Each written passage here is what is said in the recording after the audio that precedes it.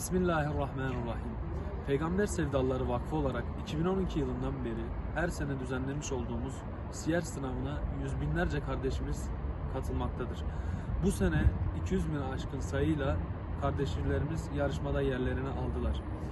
Yarışmayı düzenlemedeki temel amacımız Peygamber Efendimiz sallallahu aleyhi ve sellemin hayatını öğrenmek, onu yaşamak ve onu aktarmaktır. Aynı zamanda Türkiye'de kitap okuma alışkanlığının oldukça düştüğü zamanlarda her sene düzenleyerek kitap okuma alışkanlığı kazandırmak ve aynı zamanda onu hayatımıza tatbik etmektir. Yarışmaya katılım sağlayan tüm kardeşlerimizden Allah razı olsun. Hepsine çok teşekkür ederiz.